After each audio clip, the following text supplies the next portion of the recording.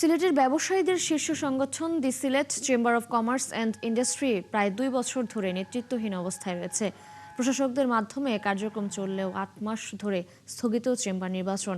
ব্যবসায়ীরা বলেন, নির্বাচিত প্রতিনিধি না থাকায় তাদের অনেক সমস্যা তুলে ধরতে পারছে না। মহিদিদারের প্রতিবেদন। সিলেটের ব্যবসায়ীদের শীর্ষ সংগঠন the Sylhet chamber of commerce and industry গত প্রায় ২ বছর ধরে কার্যত অভিভাবকহীন অবস্থায় রয়েছে।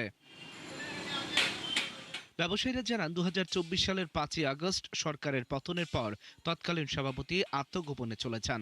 পরে সদস্যদের দাবির মুখে শীর্ষ নেতৃত্ব পদত্যাগ করলে সংগঠনের কার্যক্রম সচল রাখতে প্রশাসক নিয়োগ দেওয়া হয়। দীর্ঘদিন থাকি সিলেট চেম্বারটা অরক্ষিত অবস্থায় আছে, মানে প্রশাসকের মাধ্যমে প্রশাসকে তো ব্যবসায়ী সমাজের কিছু করতে পারে না। দুর্ভাগ্যজনক হলে সত্যি যে আমাদের সিলেট চেম্বার অফ কমার্স অনেক দিন ধরে নির্বাচনবিহীন অবস্থায়, জনপ্রতিনিধি ব্যবসায়ীদের প্রতিনিধিবিহীন অবস্থায় পড়ে আছে। যেহেতু চেম্বার অফ কমার্স ব্যবসায়ীদের সংগঠন, আমার মনে হয় বর্তমান সরকারি যিনি প্রশাসক আছেন ওনাকে বাদ দিয়ে যদি ব্যবসায়ী সংক্রান্ত যদি কাউকে প্রশাসকের নিয়োগ দেওয়া হয় তাহলে চেম্বার কমার্সটা সচল থাকবে। এর আগে ২০২৫ সালের ৪ আগস্ট চেম্বার নির্বাচনের তফসিল ঘোষণা করা হয়।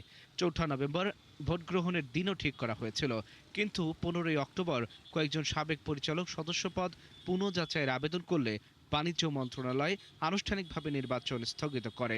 সাবেক চেম্বার নেতারা বলছেন, সিলেট চেম্বার দীর্ঘদিন ধরে নির্বাচিত নেতৃত্ববিহীন থাকায় ব্যবসায়ীরা নানান সমস্যায় পড়ছেন। গণতান্ত্রিক সরকার, বর্তমান সরকারে যেভাবে ব্যবসা বান্ধব বাজেট ঘোষণা করেছে, তো এর জন্য যত তাড়াতাড়ি সম্ভব সিলেট চেম্বারে একজন প্রাইভেট সেক্টর থেকে প্রশাসক দিয়ে আমি ব্যক্তিগতভাবে বলবো প্রশাসক নিয়োগ করে একটা অবাধ সুষ্ঠু নির্বাচন করার জন্য। চেম্বারের প্রশাসক বলেন, ভোটার তালিকা যাচাই বাছাইয়ের কাজ শেষে মন্ত্রণালয়ের সঙ্গে আলোচনা করে নতুন নির্বাচনের তারিখ ঠিক করা হবে।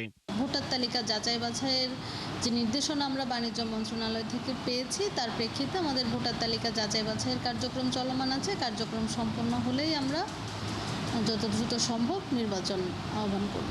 অন্যদিকে চেম্বারের নির্বাহী সচিব জানান, নির্বাচন আয়োজনের জন্য সব ধরনের প্রস্তুতি তাদের আছে। এখন পর্যন্ত প্রশাসকের মাধ্যমে চেম্বার পরিচালিত হচ্ছে। তো এখন আমরা আশা করছি আমরা মিনিস্ট্রি থেকে কোনো অর্ডার পেলেই নির্বাচনের কোনো অর্ডার পেলেই আমরা নির্বাচন কার্যক্রম শুরু করে দেবো। ৮ মাস ধরে ঝুলে থাকা চেম্বার নির্বাচনের জট কবে কাটবে তার নির্দিষ্ট উত্তর দিতে পারেনি কোনো কর্তৃপক্ষ। আল ইমরান, ৭১।